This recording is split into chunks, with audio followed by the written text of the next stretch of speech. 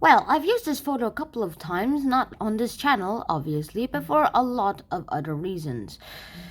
Mainly for schoolwork. But right now, this is the guy who we know today, and we'll be talking about today. And with his big forehead, we'll be exploring his life, which is mainly a mystery. Who is this guy anyway? Dun dun! Bang bang bang bang bang, dark Sean, dark Sean, dark Sean, dark Sean, dark Sean, dark Sean. Welcome to Dark Sean, welcome to Dark Sean. William Shakespeare. No, wait a second. Today we will be talking about William Shakespeare. So today I will be using this font for all my writings and drawings, as if it was William Shakespeare's pen that was writing all of this. Let's get started. Hi guys, and welcome to a new episode on this channel. And today we will be talking about William Shakespeare, of course, with his little big bald head right there. Bald forehead, that is. Mainly, other than what I just told you at the beginning, other than that he's a mystery, there's not much that we know about him. We don't even know his birthday. What we do know is that he was born in the year of 1564. We don't know the day he was born, or at least get out of what was born, but he is known to be baptized on April 23rd of 1954. No, 1564. That was when he was baptized, so it's definitely somewhere before that day. People usually celebrate his birthday on that day just to commemorate him, since that's the easiest day that is closest known in history, that's closest to his birthday, so we'll be using that for a while. So his life was a mystery. Other than his parents, his father was a glove maker. And he also sold some wool illegally just to make a little bit of extra money, since he didn't have a permit to do that. He quickly rose up all the way into the city officials' ranks and became, well, a guy who did this thing back then that was best. The ale taster. Basically, he just drank beer for a job and got drunk for a job. William Shakespeare was sent to a grammar school, and a grammar school was not like the ones you might think of today. A typical elementary school today is very different from the typical grammar school back then. Nowadays, they teach philosophy and Greek and Latin in college, but that wasn't always the case. Here in elementary school, you had to learn Latin, and if you didn't speak Latin at all, if you spoke even a little word of English, you got spanked.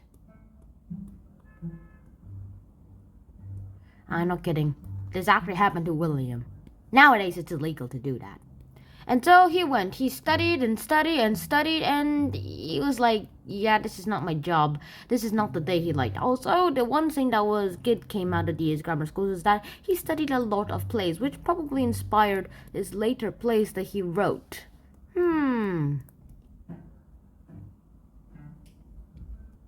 Now to the notes. William, I'm very bad at dates, but I will not be telling you any dates except for the years, of course. And since we don't know much of William Shakespeare's life, this is an excuse to say it.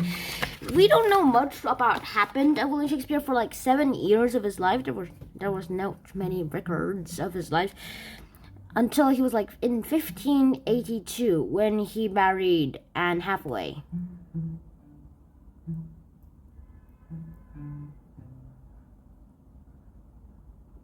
And that was when we started knowing a little bit of his life. In 1583, after a year of marriage, they got their first son, Susanna, born. Oh yeah, I should note here that Anne was like 26 years old and William was just 18, and there's an 8-year age gap here. So not a lot of people thought that he was a great guy for Anne, even as a good suitor. And that was how everything happened. Some people say that he just went off to London because a group of actors were like in a fight and then one of them died. So they needed a replacement guy and they just decided William was for the job. Yippee! After he showed him a lot of plays, that is. Some others say that he just went to become a carpenter and then just grabbed the chance of becoming an actor. But whatever the case, he definitely did came to London and he became a great writer.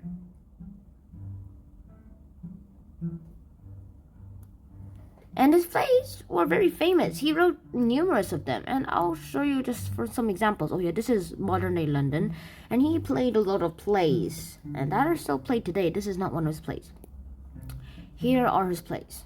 The plays of William Shakespeare were written in this chronological order. The Two Gentlemen of Verona, The Taming of the Shrew, Henry the Sixth Part 1, and Henry the Fifth Part 3 was written then. Henry the Fifth Part 2 was written like very an awkward position. It should be here, but it wrote it here.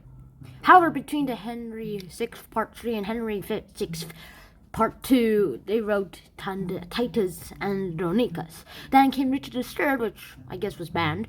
The Comedy of Errors, Love's Labour's Lost, A Midsummer Night's Dream, which is awesome. He actually had to switch politics because he was about to get into trouble if he wrote more about this subject. Then, one of the famous ones, Romeo and Juliet, actually one of the most easiest to understand in my opinion. Richard II, also banned, I'm guessing. King John, The Merchant of Venice.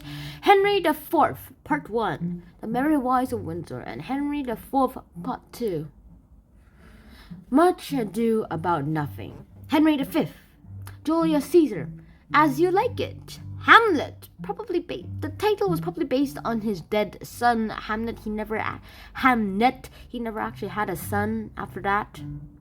So that's my guess. Also, I'm still surprised that no one else mentioned that.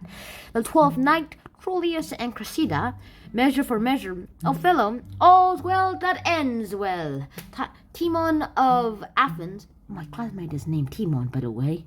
So if you're watching this, Timon, there's a play named after you. Congrats. The Tragedy of King Lear, or more known as King Lear. Macbeth, Antony and Cleopatra, Pericles, Prince of Tyre, Coriolanus, Winter's Tale, Cymbeline, The Tempest, and Henry VIII. The Tempest was supposed to be last, but then he was convinced to write three more plays, but the Globe burned down after he wrote Henry VIII. And speaking of the Globe, this is the modern-day replica of the Globe. Not Globe, it's Globe.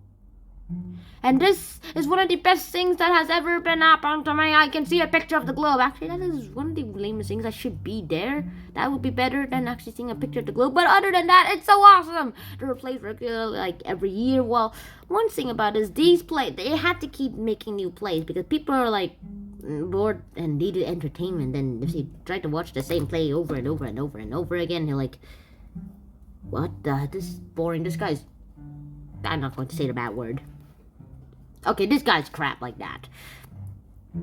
So, they had to, do a lot of plays. I mean, they had to do, 10 plays or maybe more every year. While the modern-day actor has to do, 2 performances every year.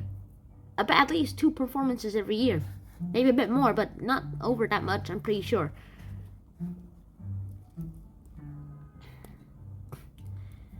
So, after writing Henry VIII, they were supposed to put it on the Globe Theatre, on the Globe. And however, a rogue cannon blasted and burned the whole thing down, all the way until it was a bit of a pile of ash and rubble. The Globe was no more. Wing, wing, wing, wing. After this, though, there was a lot of sweet, sweet, sweet retirement.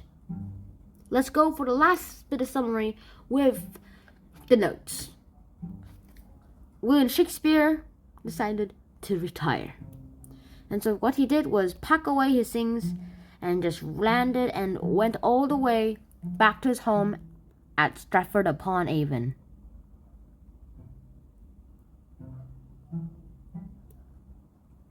And this was his final resting place. When he came back, his wife and his daughters, who one of them was married to a nearby doctor, came to greet him, except the doctor, of course, and they started fussing over him.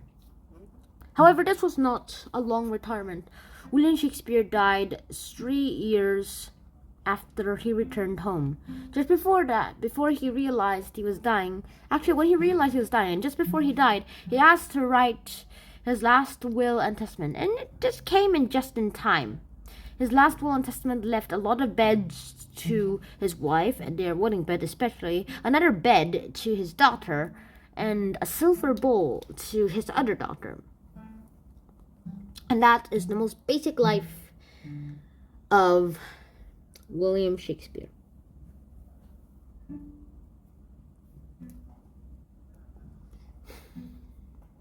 This all happened in 1616. And today, we still remember him with his coat of arms, the shield with the spear, with the knight, with the eagle with the spear, and the family motto, Non sans dricht. At least that's what I think it's how it's supposed to be pronounced. And that is Latin for not without right. Not without right. And that is the sad ending of William Shakespeare. Many people today still think that William Shakespeare isn't even real. Some say that it was Queen Elizabeth, which is a far-fetched idea. Some say it's the king himself. That's also a far-fetched idea. They have too much to worry about. Others say that it's some other playwright. That's also possible, but yeah. We believe today that William Shakespeare is a separate man of his own day. And that is all from this video. So, I hope you guys enjoyed this episode. Please click the subscribe button that's red right up here. And after you do that, please, watch either of these 2 videos.